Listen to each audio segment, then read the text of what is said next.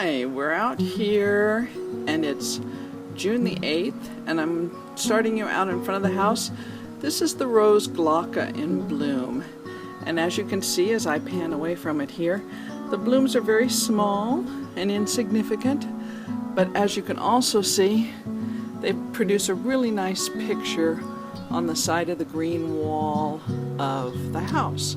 And when we get into them actually producing the lovely rose hips, we'll come back this way again. So now we're going to walk to the east garden.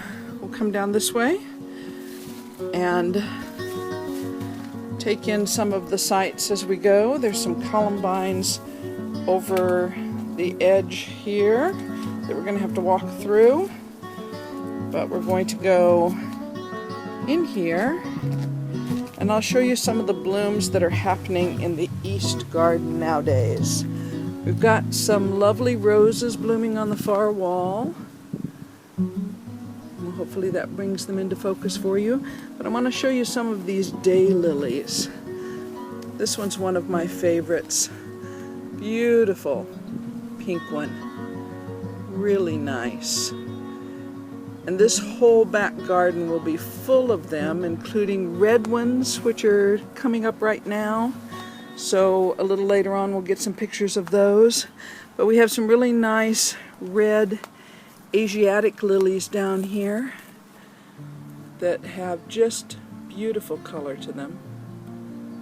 And some yellow ones over there behind, let me step in a little further, behind the actual Stelladora daylilies that are there as well.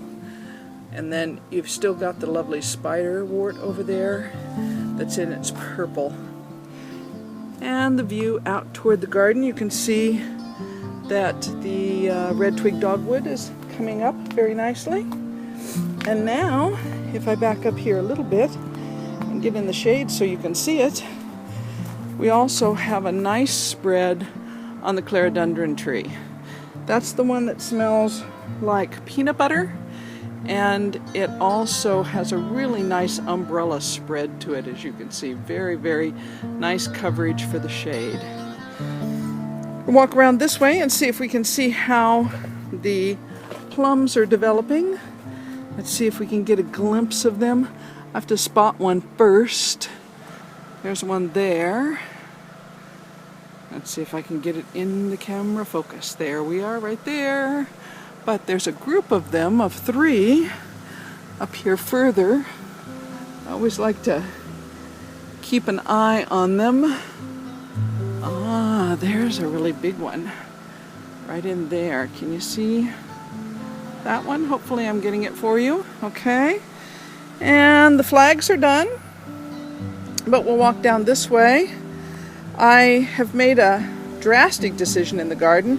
I'm going to take out the cherry tree next week or the week after. It doesn't seem to give us very many cherries, and the problem is that it has an extreme case of aphids, black aphids, that I can't seem to get rid of without spraying, and I really, really dislike spraying. So, not going to do that. I'm going to give up the tree instead. As you can see, the apple over here, which is like taking up all of the space in the world, will make up for it and fill it in the area.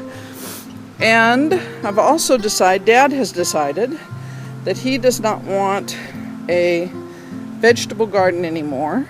So we have these 4 very nice blueberry bushes that I showed you before. We're going to take down both of those back beds, and we're going to instead put more blueberry bushes there because Dad and I both really, really love blueberries. So we'll expand the beds and things will look a little bit better. I had Amos clear out this area down at the base of the cedar tree. The squirrels live in the cedar tree.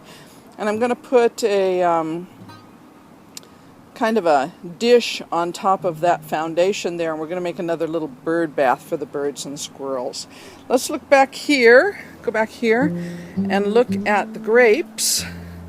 As you can see, I got rid of all of that glass that was here that we were using for cold storage type things. Let's see, there's some really nice ones right there. Let me bring it into focus for you. There you go. Got some good groups of them this year. Let's see if I can get some of those in there, some more of them. You can see that they're doing really well. Good, healthy bushes this year. None of the wilt that we had before or anything like that. So that's good. We're looking back this way toward the garden. As you can see, the daylilies are starting to bloom. Those early ones, the orange ones, are old heritage daylilies. And I also pruned back, or trimmed, I should say, dead-headed the peonies, and we'll have a second smaller bloom on those. Let's walk back this way. Oh, and we'll also look at the blueberries that are down there on the bush. Look at that. Aren't we loaded? We're going to have some in no time at all. Stelladora daylilies here in this garden as well. It's a really nice sunshiny day. I can't hardly see what I'm taking a picture of, but there's the pinks, the things I told you before that smell really nice and spicy. I love them. Relative of the carnation. And the Polish spirit the clematis is climbing up over the roof there. You can see it in full bloom. It's doing really well. And pretty soon the sweet peas here on the trellis will be blooming. We need to tuck some back here. Here, you can help me do it. We'll put him right in there in that little hole, and he'll just stick back there, hopefully. We can get him behind one of these other limbs to hold him in place. So, oh well, we'll do that later. One of the things I wanted to talk about was, that I haven't talked about before, are these wonderful watering barrels that Dad made. They're actually food storable type barrels.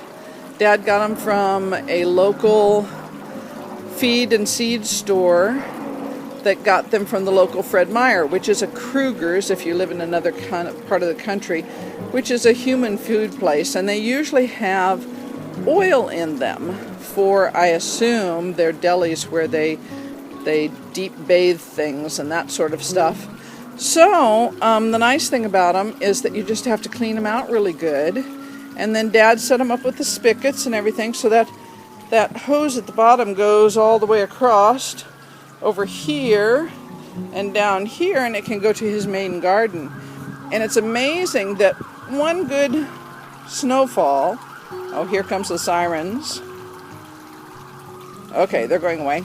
One good snowfall, or one good rainfall on the roof will fill them up, which is really nice. This little plant down here, that's kind of a chartreuse, that's feverfew. The Indians used to use that in order to reduce fever. You brew a tea out of it. The love in the midst here is doing very nicely, and you can see how those pods have continued to form, and they'll get even more blue as they go along. I'm tilting here to see where my thing is. Okay, and then we've got the daylilies coming up here. As you can see, they're beginning to bloom. These are the early bloomers. I'm going to take you back to see this one in the back, because I bought this one specifically because it has my name. It's called the Theresa lily. And look at that, a big, beautiful yellow one. Isn't that pretty? And then there's one of my favorites down here. Let me see if I can get to one side so you can see it. Is this red one. It'll bloom all out through here as well. And we'll have lots of other colors. Let's look at one of these orange ones up close. Those are the old heritage ones from the old farm that I told you about. And the zebra grass is doing really well. Look at that. And look how well, let's back up here a little bit so you can get the full benefit of the look-away view here, but look at our corkscrew willow. You would hardly think that it had ever been topped. It's almost as tall as the storage building behind it, as I promised you. And now it's only June the 6th, so you know it's going to grow at least twice as big. So let's see, we cleared the path yesterday, Amos and I, so that you could see where our little Asian path is. And let's go over here and look at the campanula. They're a kind of a bellflower. Let's get it down here. And they droop over. Hummingbirds really like them. We took out quite a few so that the actual plants behind them, those really wide-limbed plants, those are some more of those Lucifer crocosmia, which the hummingbirds just absolutely love. And there's a lot of them over here. And there will be some more daylilies here. These will be purple in this area. That fern underneath that step is getting really carried away. I think I'm going to have to get it out of there and put it somewhere else where it can be happy so that we can use those steps, because it's definitely getting in the way. And let's go this way. Oh, I was going to show you something here. I saved this as a demonstration. Remember me talking about these Mexican feather grasses and how nice they are?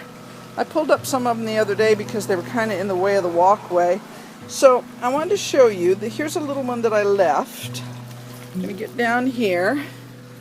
Hopefully my hand isn't too much in the shade. Let's see if I can get around here so you can see it. Anyway, and here's how easy they are to pull up. Watch. See? All up, all done, all gone, all roots. So if you want to plant these Mexican feather grasses, which look at this one beside the Moroccan room, it's just beautiful. You don't have to worry about it, because if they do plant themselves, they're going to once again always let you pull them up. So we're going to go, we can take one back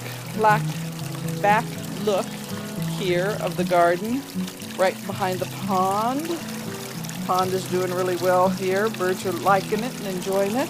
And a glance back there toward Dad's garden bed in the area.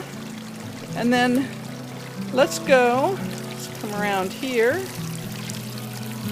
and let's go back here and see the columbines are starting to finally begin to give up the ghost a little bit, although they are just lasting far longer than they ever have in the past.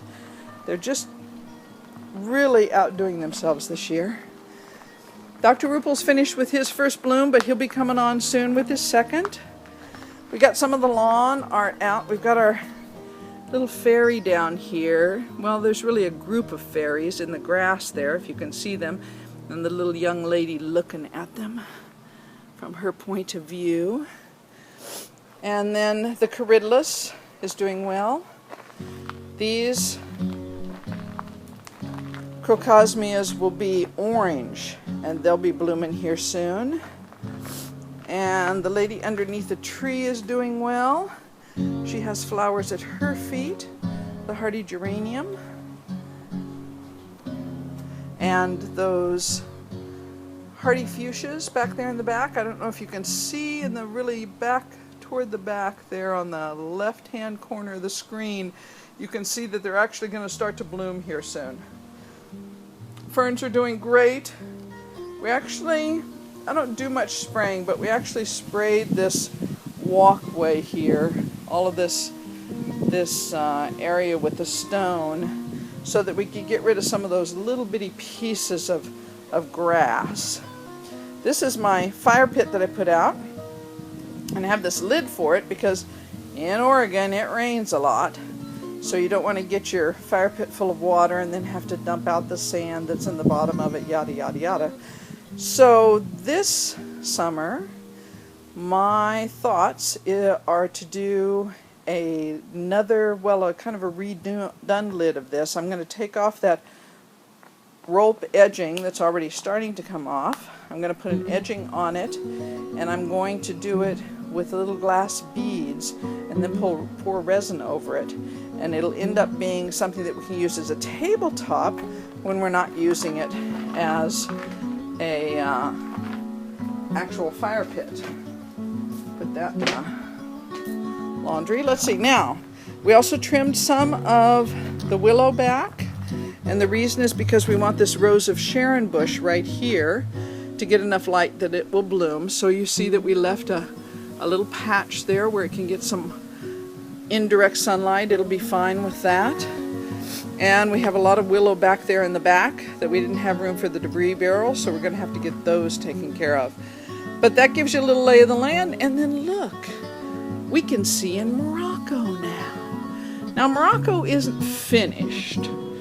I mean, not fully put together yet, and it will be here shortly. And I figured that I would maybe make a special little thing for it, a little video for it to show it off.